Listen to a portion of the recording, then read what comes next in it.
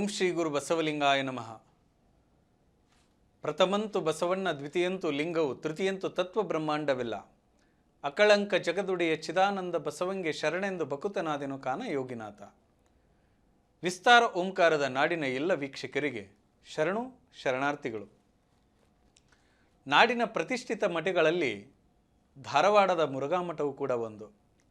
ಧಾರವಾಡ ಅಂದ ತಕ್ಷಣ ನಮಗೆ ನೆನಪಿಗೆ ಬರೋದು ಮೃತ್ಯುಂಜಯ ಅಪ್ಪಗಳವರು. ಧಾರವಾಡದಲ್ಲಿ ಪ್ರಪ್ರಥಮವಾಗಿ ಉಚಿತ ವಿದ್ಯಾರ್ಥಿ ನಿಲಯವನ್ನು ಸ್ಥಾಪನೆ ಮಾಡಿದಂಥ ಮಹಾನ್ ಯೋಗಿಗಳು. ಅವರ ಸ್ಮರಣೆಯಲ್ಲಿ ಒಂದು ಘಟನೆ ನಡೀತದೆ. ಏನು?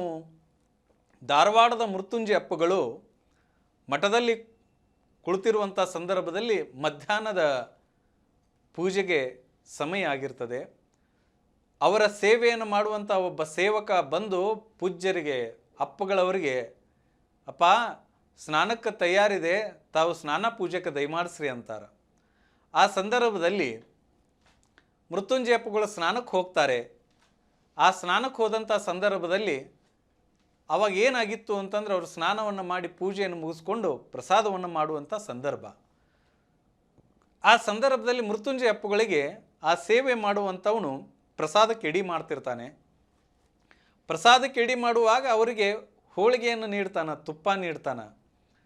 ಅವಾಗ ಮೃತ್ಯುಂಜಯ ಅಪ್ಪಗಳು ಅಂತಾರೆ, ನಾನು ಹೋಳಿಗೆ ತುಪ್ಪವನ್ನು ಪ್ರಸಾದ ಮಾಡ್ತಾ ಇದ್ದೀನಿ, ನನ್ನ ಮಕ್ಕಳು ಏನು ಉಂಡಾರ, ಅವ್ರು ಉಂಡಾರ ಇಲ್ಲೋ ನೋಡಬೇಕು ಅಂತ ತಿಳ್ಕೊಂಡು ಮೃತ್ಯುಂಜಯ ಅಪ್ಪಗಳು ಪ್ರಸಾದ ಮಾಡುವುದನ್ನು ಅಲ್ಲೇ ಪಕ್ಕದಲ್ಲಿಟ್ಟು ಮಕ್ಕಳು ಏನು ಮಾಡಾಕತ್ತಾರೆ, ಏನು ಪ್ರಸಾದ ಮಾಡಾಕತ್ತಾರ ಅಂತ ನೋಡ್ಲಿಕ್ಕೆ ಹೋಗ್ತಾರೆ. ದಾಸೋಹ ಭವನದಲ್ಲಿ ಮಕ್ಕಳೆಲ್ಲ ಪ್ರಸಾದ ಮಾಡ್ತಿದ್ದು, ಉಚಿತ ಪ್ರಸಾದ ನಿಲಯದೊಳಗೆ ಮಕ್ಕಳು ಪ್ರಸಾದ ಮಾಡುವಂಥ ಸಂದರ್ಭದಲ್ಲಿ ಹೋಗಿ ನೋಡ್ತಾರ, ಮಕ್ಕಳಿಗೆ ಎಲ್ಲರಿಗೂ ತಟ್ಟೆಯಲ್ಲಿ ಹೋಳಿಗೆ ನೀಡ್ಯಾರ, ಆದರೆ ತುಪ್ಪನ ನೀಡಿದ್ದಿಲ್ಲ. ಮೃತ್ಯುಂಜಯ ಅಪ್ಪಗಳಂತಾರ, ಕಾರ್ಕೋಣ ಎಲ್ಲದಾನ ಕರೀರಪ್ಪ ಅವನ ಅಂತ ಕರೆಸ್ತಾರ.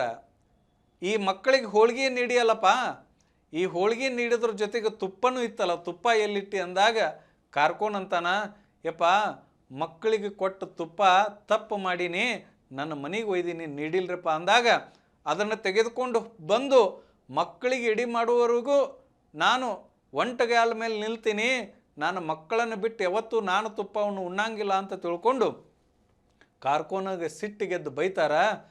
ಆಯ್ತರಪ್ಪ ಹೋಗಿ ತೊಗೊಂಡು ಬರ್ತೀನಿ ಅಂತ ಕಾರ್ಕೋನ ಎಲ್ಲಿ ಮನೆಯೊಳಗೆ ಒಯ್ದು ಕದ್ದು ತುಪ್ಪವನ್ನು ಇಟ್ಟಿದ್ದ ಅದನ್ನು ತೆಗೆದುಕೊಂಡು ಬರ್ಲಿಕ್ಕೆ ಹೋಗ್ತಾನೆ. ಗುರುಗಳಿಗೆ ಮೃತ್ಯುಂಜಯ ಅಪ್ಪಗಳು ಒಂಟಗಾಲ ಮೇಲೆ ನಿಂತ್ಕೋತಾರ. ಆ ಸಂದರ್ಭ ನೋಡಿ ಎಷ್ಟು ಅದ್ಭುತವಾಗಿತ್ತು. ಒಂಟಗಾಲ ಮೇಲೆ ನಿಂತ್ಕೊಂಡು ಆತ ತುಪ್ಪ ತರೋವರೆಗೂ ಬಸವ ಬಸವ ಬಸವ ಅಂತ ನಿಂತಿರ್ತಾರೆ ಮೃತ್ಯುಂಜಯ ಅಪ್ಪಗಳು. ಶಿವಯೋಗಿಗಳ ಸ್ಮರಣೆ ಮಾಡ್ತಿರ್ತಾರೆ.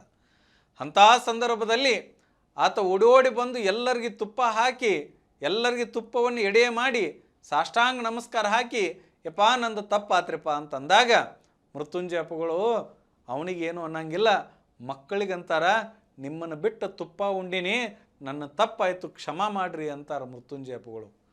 ಮಕ್ಕಳಿಗೆ ಕ್ಷಮೆಯನ್ನು ಕೇಳಿದರು. ನಿಮ್ಮನ್ನು ಬಿಟ್ಟು ನಾನು ತುಪ್ಪ ಉಂಡಿನಿ. ಅವತ್ತು ಪ್ರಸಾದ ನಿಲಯದಲ್ಲಿ ಮೃತ್ಯುಂಜಯ ಅಪ್ಪಗಳು ಒಂದು ವಚನವನ್ನು ಕೊಡ್ತಾರೆ, ಪ್ರಾಮಿಸ್ ಮಾಡ್ತಾರೆ. ಏನು ಅಂತಂದ್ರೆ, ಯಾವತ್ತು ನಿಮ್ಮನ್ನು ಬಿಟ್ಟು ತುಪ್ಪ ಉಂಡಿನಿ ಅಂದ ಮೇಲೆ ನನ್ನ ಜೀವ ಇರೋವರೆಗೂ ನಾನು ಇನ್ನು ಮುಂದೆ ತುಪ್ಪವನ್ನು ಮುಟ್ಟೋದಿಲ್ಲ ಅಂತ ತಿಳ್ಕೊಂಡು ಮೃತ್ಯುಂಜಯ ಅಪ್ಪಗಳು ಮಕ್ಕಳಿಗೆ ಸಾಷ್ಟಾಂಗ ನಮಸ್ಕಾರ ಹಾಕಿ ಬಂದು ತಮ್ಮ ಜೀವನದವರೆಗೂ ಕೂಡ ತುಪ್ಪವನ್ನು ಉಣ್ಲಿಲ್ಲ ಅಂತ ಇತಿಹಾಸ ಓದ್ತೇವೆ ಬಂಧುಗಳೇ. ನೋಡಿ, ಮಕ್ಕಳು ಕೂಡ ತುಪ್ಪವನ್ನು ಉಣ್ಣಬೇಕು. ನಾನು ಏನು ಊಟ ಮಾಡಿನ ಅದನ್ನೇ ಮಕ್ಕಳು ಉಣ್ಣಬೇಕು ಅನ್ನುವಂಥ ತತ್ವ ಇವತ್ತು ಸಿದ್ಧಗಂಗೆಯ ಮಠದಲ್ಲಿ ಯಾವುದು ಪೂಜೆ ಅಂತಂದ್ರೆ ವಿದ್ಯಾರ್ಥಿ ದೇವೋಭವ ಅನ್ನೋದೇ ಪೂಜೆ.